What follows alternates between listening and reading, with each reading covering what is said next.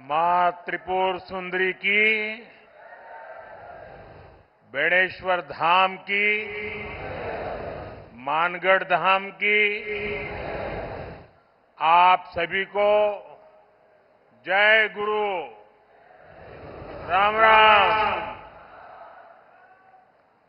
राज्यपाल श्रीमान हरिभाऊ बागड़े जी, यहां के लोकप्रिय मुख्यमंत्री श्री भजनलाल शर्मा जी, पूर्व मुख्यमंत्री बहन वसुंधरा राजे जी, मंत्रिमंडल में मेरे सहयोगी प्रहलाद जोशी जी, जोधपुर से हमारे साथ जुड़ रहे भाई गजेंद्र सिंह शेखावत जी, अश्विनी वैष्णव जी, बीकानेर से हमारे साथ जुड़ रहे श्रीमान अर्जुनराम मेघवाल जी, यहां उपस्थित उप मुख्यमंत्री प्रेमचंद बैरवा जी, दिया कुमारी जी, भाजपा के प्रदेश अध्यक्ष श्रीमान मदन राठौड़ जी, राजस्थान सरकार के मंत्रीगण, अन्य सभी महानुभाव, भाई और बहनों, आज नवरात्र के चौथे दिन मुझे बांसवाड़ा में मां त्रिपुर सुंदरी की धरती पर आने का सौभाग्य मिला है। मुझे कांठल और वागड़ की गंगा मानी जाने वाली माही मां के भी दर्शन हुए। माही का पानी हमारे आदिवासी भाई बहनों के संघर्ष और उनकी जीवटता का प्रतीक है। महानायक गोविंद गुरु जी के प्रेरणादायी नेतृत्व ने जो अलग जगाई, माही का पवित्र जल उस महागाथा का साक्षी है। मैं मां त्रिपुरा सुंदरी और मां माही को श्रद्धापूर्वक नमन करता हूं। साथियों, साधना और शौर्य की धरती से मैं महाराणा प्रताप, राजा बांसिया भील, उनको श्रद्धापूर्वक उनका पुण्य स्मरण करता हूं और उन्हें नमन करता हूं।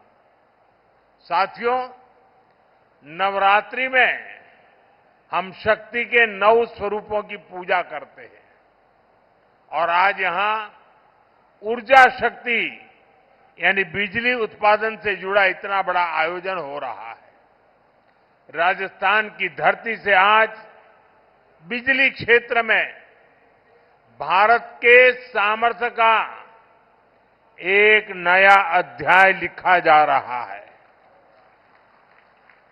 आज राजस्थान, मध्य प्रदेश, आंध्र प्रदेश, कर्नाटका और महाराष्ट्र में 90,000 करोड़ रुपए से ज्यादा के बिजली प्रोजेक्ट शुरू हुए हैं। 90,000 करोड़ रुपया से ज्यादा के प्रोजेक्ट्स एक साथ शुरू होना ये दिखाता है कि देश आज बिजली की रफ्तार से आगे बढ़ रहा है और इस रफ्तार में देश के सभी हिस्से शामिल हैं। हर राज्य को प्राथमिकता दी जा रही है। यहां राजस्थान में भी क्लीन एनर्जी प्रोजेक्ट और ट्रांसमिशन लाइन की आधारशिला रखी गई है। बांसवाड़ा में राजस्थान एटॉमिक पावर प्रोजेक्ट का शिलान्यास हुआ है। यहां सोलर एनर्जी प्रोजेक्ट का उद्घाटन भी हुआ है। यानी सोलर ऊर्जा से लेकर परमाणु ऊर्जा तक देश अपनी बिजली उत्पादन क्षमता को नई ऊंचाई तक लेकर जा रहा है। साथियों, आज तकनीक और उद्योगों के जमाने में विकास की गाड़ी बिजली से ही दौड़ती है। बिजली है तो उजाला है, बिजली है तो गति है, बिजली है तो प्रगति है, बिजली है तो दूरियां मिटती हैं और बिजली है तो दुनिया हमारे पास है। लेकिन मेरे भाइयों बहनों, हमारे देश में कांग्रेस की सरकार ने बिजली के महत्व पर ध्यान ही नहीं दिया। जब 2014 में आपने मुझे सेवा का अवसर दिया और जब मैंने दायित्व संभाला तो देश के 2.5 करोड़ घर ऐसे थे जहां बिजली का कनेक्शन नहीं था। आजादी के 70 साल बाद भी देश के 18,000 गांवों में बिजली का खंभा तक नहीं लगा था। देश के बड़े बड़े शहरों में घंटों घंटों की बिजली कटौती होती थी। गांव में तो 4-5 घंटे बिजली आ जाए तो बड़ी बात होती थी और उस समय लोग चुटकुला सुनाते थे कि हमारे यहां बिजली जाती है, ये न्यूज नहीं है। लोग कहते थे कि बिजली आई, वो न्यूज होता था। लोग एक दूसरे को बधाई देते थे कि आज 1 घंटा बिजली आई थी। वो हाल थे। आज बिजली नहीं थी तो फैक्ट्रियां भी नहीं चल पाती थी, नए उद्योग नहीं लग पाते थे। राजस्थान समेत पूरे देश में यही हालत थी। भाइयों बहनों, 2014 में हमारी सरकार ने इन हालातों को बदलने का संकल्प लिया। हमने देश के हर गांव तक बिजली पहुंचाई। हमने 2.5 करोड़ घरों को मुफ्त बिजली कनेक्शन दिया और जहां जहां बिजली के तार पहुंचे वहां बिजली भी पहुंची। वहां लोगों की जिंदगी आसान हुई, वहां नए नए उद्योग पहुंचे। साथियों, 21वीं सदी में जिस देश को तेज गति से विकास करना है उसे अपने यहां बिजली उत्पादन बढ़ाना ही होगा और इसमें भी सबसे सफल वही देश होंगे जो स्वच्छ ऊर्जा यानी क्लीन एनर्जी में आगे रहेंगे। इसलिए हमारी सरकार स्वच्छ ऊर्जा के अभियान को एक जन आंदोलन बनाकर काम कर रही है। हमने पीएम सूर्यघर मुफ्त बिजली योजना शुरू की। आज इस योजना के तहत शहरों और गांवों में छतों पर सोलर पैनल लग रहे हैं। हमारे किसानों को सस्ती बिजली मिले, इसके लिए पीएम कुसुम योजना के तहत खेतों में भी सोलर पंप लगाए जा रहे हैं। आज इस दिशा में कई राज्यों में सोलर प्रोजेक्ट्स का उद्घाटन हुआ है। इन प्रोजेक्ट से लाखों किसानों को सीधा लाभ मिलेगा, यानी घर में मुफ्त बिजली के लिए पीएम सूर्यघर मुफ्त बिजली योजना और खेतों में मुफ्त बिजली के लिए पीएम कुसुम योजना। अभी मैं कुछ देर पहले पीएम कुसुम योजना के कई मेरे किसान भाई बहनों से जो इनके लाभार्थी हैं उनसे बात कर रहा था। मैं महाराष्ट्र के भी किसान भाई बहनों से बात कर रहा था और वो अपने जो अनुभव बता रहे थे वो बहुत ही उत्साहवर्धक थे। सौर ऊर्जा से मुफ्त बिजली उनके लिए बहुत बड़ा वरदान साबित हो रहा है। साथियों, आज भारत विकसित होने के लिए तेज गति से काम कर रहा है और इसमें राजस्थान की भी बड़ी भूमिका है। आज यहां राजस्थान के लोगों के लिए 30,000 करोड़ रुपए की अन्य परियोजनाओं को भी शुरू किया गया है। पानी, बिजली, सेहत, इससे जुड़ी इन परियोजनाओं को उससे आप लोगों की सुविधाएं बढ़ेगी। मैंने अभी वंदे भारत समेत 3 नई ट्रेनों को हरी झंडी भी दिखाई है। इस समय देश में रोजगार के नए अवसर पैदा करने का भी बड़ा अभियान चल रहा है। उसी कड़ी में आज राजस्थान के 15,000 युवाओं को सरकारी नौकरियों के नियुक्ति पत्र भी मिले हैं। मैं इन सभी युवाओं को जीवन की इस नई यात्रा की शुभकामनाएं देता हूं। मैं राजस्थान के लोगों को विकास की परियोजनाओं के लिए भी बधाई देता हूं। साथियों, मुझे खुशी है कि आज राजस्थान की भाजपा सरकार राज्य के विकास में पूरी ईमानदारी से जुटी है। कांग्रेस ने राजस्थान को लूटकर जो जख्म दिए उसे भरने का काम हमारी सरकार कर रही है। कांग्रेस सरकार में राजस्थान पेपर लीक का सेंटर बन गया था। जल जीवन मिशन को भी कांग्रेस ने भ्रष्टाचार की भेंट चढ़ा दिया था। महिलाओं पर अत्याचार चरम पर था। बलात्कारियों को संरक्षण दिया जा रहा था। कांग्रेस राज में बांसवाड़ा, डूंगरपुर, प्रतापगढ़ जैसे क्षेत्रों में अपराध और अवैध शराब का कारोबार खूब पनपा। लेकिन जब यहां आपने भाजपा को मौका दिया तो हमने कानून व्यवस्था को मजबूत किया, योजनाओं में तेजी लाए। हम यहां बड़े बड़े प्रोजेक्ट लगा रहे हैं। आज राजस्थान में हाईवेज, एक्सप्रेसवेज का नेटवर्क बिछाया जा रहा है। आज भाजपा सरकार राजस्थान को, दक्षिण राजस्थान को तेज विकास की राह पर आगे बढ़ा रही है। साथियों, आज पंडित दीनदयाल उपाध्याय जी की जन्म जयंती है। उन्होंने हमें अंत्योदय का सिद्धांत दिया था। अंत्योदय यानी समाज के आखिरी पायदान पर खड़े व्यक्ति का उत्थान। उनका ये विजन आज हमारा मिशन बन चुका है।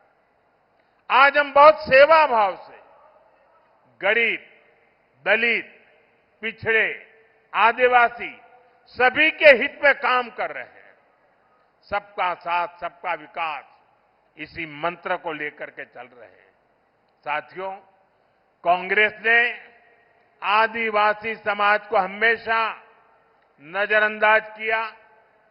उनकी जरूरतों को कभी समझा ही नहीं। ये भाजपा सरकार है जिसने आदिवासी कल्याण को प्राथमिकता देते हुए अलग मंत्रालय बनाया। जब अटल जी की सरकार आई तब पहली बार आदिवासी मंत्रालय बना।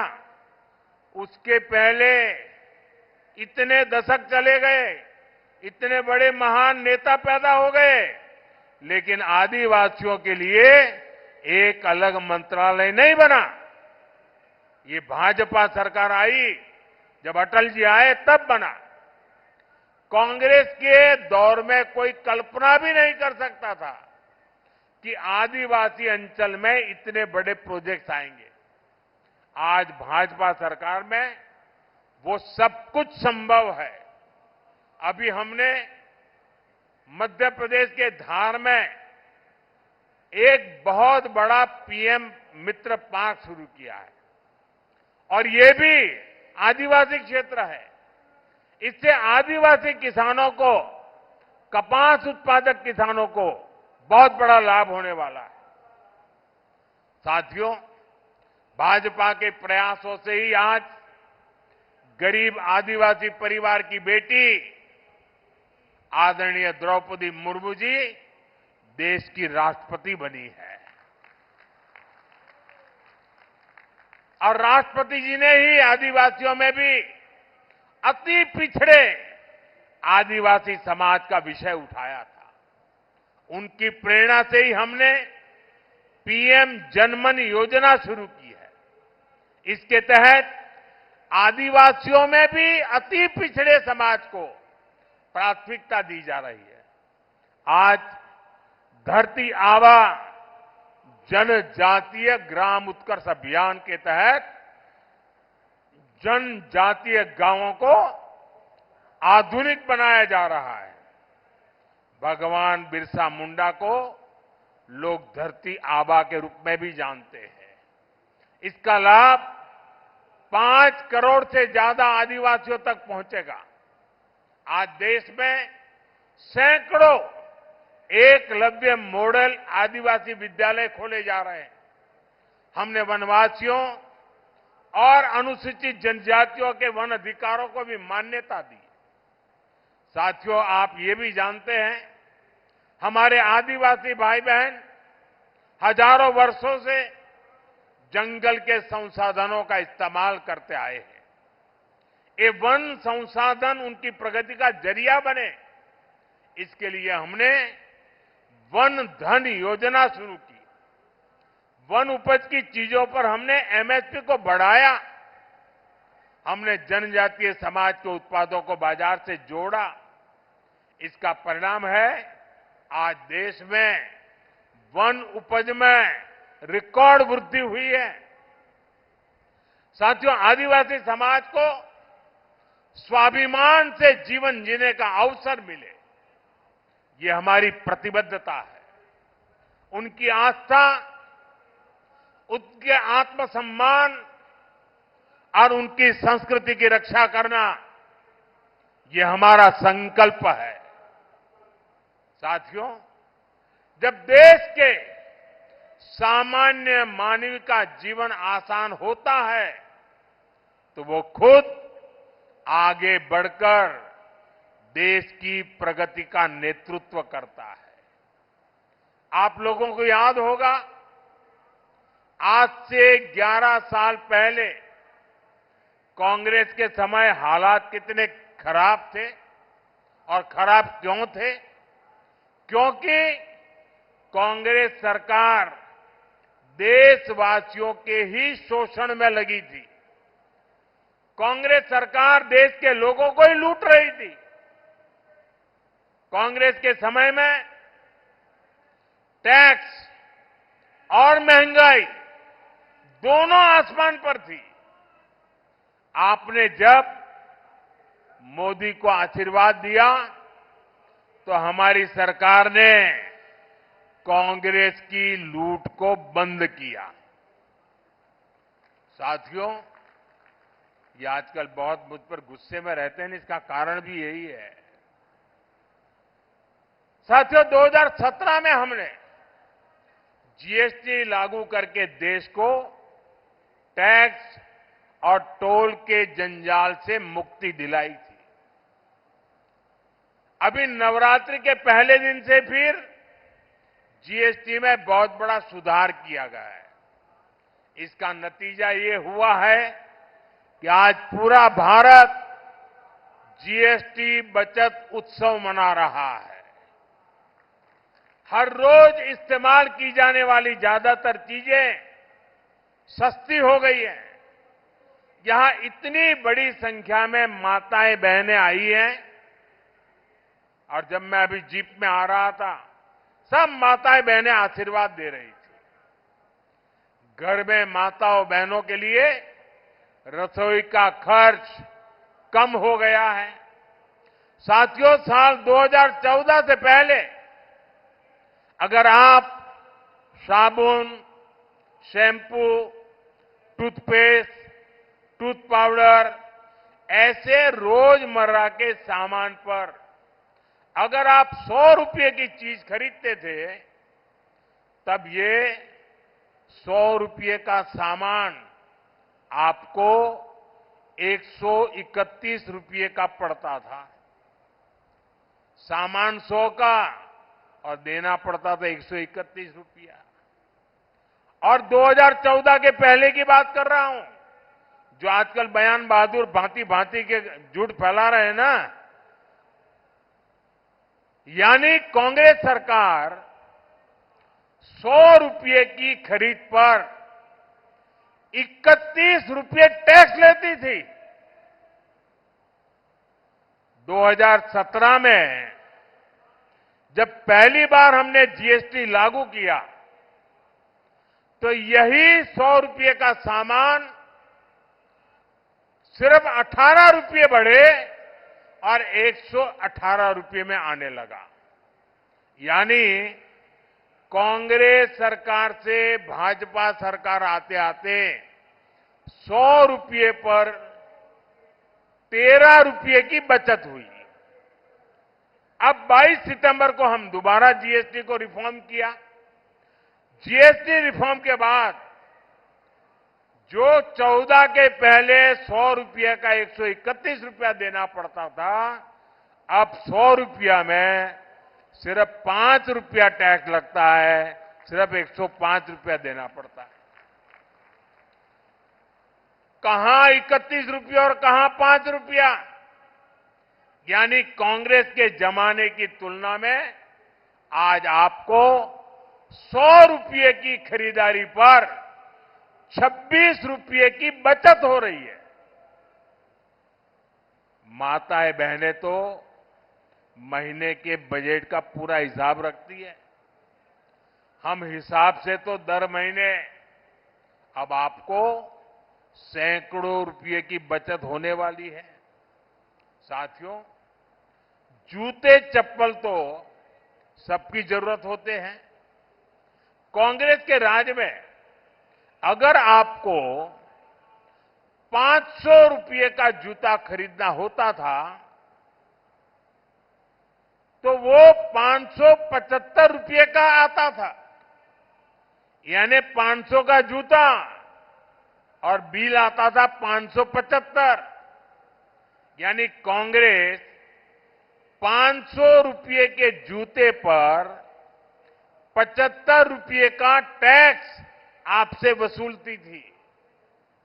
हमने जीएसटी लागू किया तो टैक्स 15 रुपया कम हो गया।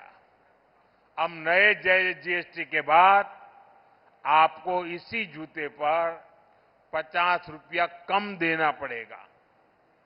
पहले 500 से ऊपर के जूतों पर और भी ज्यादा टैक्स लगता था। हमने वो 500 वाला स्लैब भी हटा दिया। अब हमने जो 500 तक का स्लैब था उसको हटा करके 2500 रुपये तक जो जूते उसका टैक्स भी कम कर दिया। साथियों, एक सामान्य परिवार का सपना होता है कि उसके पास एक स्कूटर या मोटरसाइकिल हो। कांग्रेस राज में ये भी पहुंच से बाहर था। कांग्रेस 60,000 की बाइक पर, अगर एक बाइक आप खरीदते हैं 60,000 रुपये में, तो 19,000 रुपये से अधिक टैक्स लेती थी। बताइए, 60,000 रुपये के सामने 19,000 से ज्यादा टैक्स। 2017 में हम जीएसटी लाए तो ये टैक्स 2-2.5 हजार रुपया कम किया। और अब 22 सितंबर को जो दरें लागू की उसके बाद अब 60,000 की बाइक पर सिर्फ 10,000 रुपया टैक्स हम ले आए नीचे। यानी 2014 की तुलना में करीब 9,000 रुपये का फायदा हुआ। साथियों, कांग्रेस के राज में अपना घर बनाना भी बहुत महंगा था। 300 रुपये के सीमेंट के बैग पर कांग्रेस सरकार 90 रुपये से अधिक टैक्स लेती थी। 2017 में जीएसटी आने के बाद ये करीब 10 रुपया कम हुआ और अब जब दोबारा हम रिफॉर्म करके जीएसटी लाए तो 22 सितंबर के बाद सीमेंट के उसी बैग पर करीब 50 रुपये ही जीएसटी लग रही है। यानी सीमेंट के हर बैग पर भी 2014 की तुलना में आज 40 रुपये की बचत हो रही है। यानी कांग्रेस राज में जहां लूट ही लूट थी, वहीं आज भाजपा की सरकार में बचत ही बचत है। और तभी तो देश जीएसटी बचत उत्सव मना रहा है और जीएसटी बचत उत्सव को पूरे देश में मनाया जा रहा है।